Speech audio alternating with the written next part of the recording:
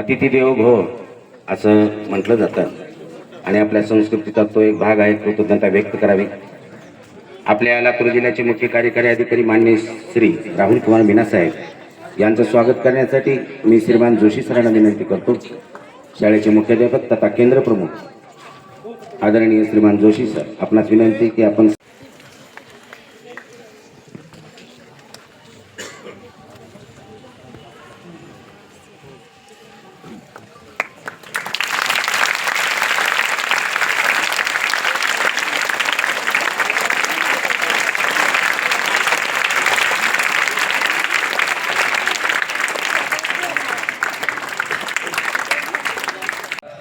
हे आरो युनिटच्या इनॉग्रेशनच्या निमित्तानं इथे doctor Shetty cardio surgeon SRCC आणि ही इम्प्लिमेंटेशन करणारी रोटरीची टीम, त्याच्यात गाडगेजी आणि मालपानीजी, त्याचबरोबर गावाचे सरपंच, सर्व लोकप्रतिनिधी, पालक, सामाजिक कार्यकर्ते, विद्यार्थी आणि सर्व आपली जिल्हा परिषदची टीम, इथे आपण मला इन्व्हाइट केला आणि आपले शाळेतले सर्व उपक्रम आणि मागण्या माझ्यासमोर ठेवल्या, त्याबद्दल मी आपला आभारी आहे.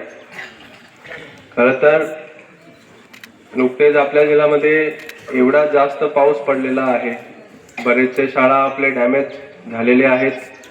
त्याचबरोबर जे पायाभूत सुविधा जे आपल्याकडे होते, इन्फ्रास्ट्रक्चर किंवा पाणी पुरवठाचे स्कीम्स, हे सगळे बऱ्यापैकी डॅमेज झालेले होते आणि त्यांना रिपेअर करून घेण्यासाठी, दुरुस्त करून घेण्यासाठी आम्ही जरी आमच्या स्तरावर आणि शासन स्तरावर मागण्या पाठवलेल्या आहेत, वेळोवेळी त्याचा पाठपुरावा सुरू आहे आणि निधी सुद्धा काही प्रमाणात मिळालेला आहे, तरीही आपल्या जिल्ह्यामध्ये रोटरी क्लब सारखे किंवा जे इतर ऑर्गनायझेशन जे आहेत, जे सामाजिक दायित्व ज्यांनी स्वीकारलेलं आहे, त्यांचा फार मोठा महत्व आहे.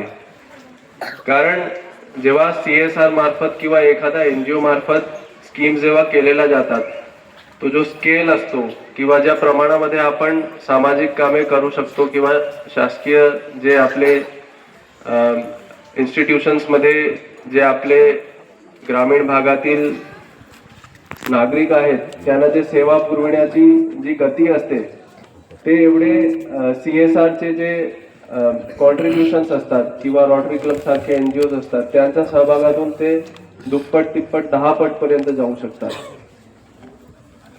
त्याचबरोबर आरोग्यामध्ये CSR मार्फत कॉन्जेनिटल हार्ट डिसीजेसचे उपचार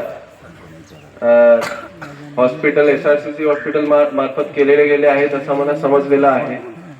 परंतु अजूनही मला इतर जे NGOज आहेत किंवा CSR विंग्स आहे किंवा जे आपले डॉक्टर्स आहेत लातूर जिल्ह्यामध्ये, त्यांना विनंती आहे की कॉन्जेनिटल हार्ट डिसीजेस याच्यामध्ये आणि इतर जे लहानपणामध्ये जे डिसीजेस किंवा जेनेटिक चॅलेंजेस जे पाहायला मिळतात, त्यांना अर्ली स्क्रीनिंग करणे, म्हणजे त्यांना लवकरात लवकर आयडेंटिफिकेशन करून ट्रीटमेंटकडे घेऊन जाणे. पर्टिक्युलरली जसे काही डिसीजेस असतात, ऑटिझम किंवा न्यूरोलॉजिकल डिसऑर्डर्स जसे सेरेब्रल पाल्सी, याच्यामध्ये जेवढा लवकर निदान मिळतो मुलाला, तो मुलाला पुढे दिव्यांगत्व टाळण्याची पूर्ण शक्यता असते. म्हणूनच जे आपले CSRचे जे विंग्स आहेत किंवा NGOज आहेत, त्यांना विनंती राहील की आमचे जिल्हा परिषदचे स्कूल्स किंवा अंगणवाडी यांच्यामध्ये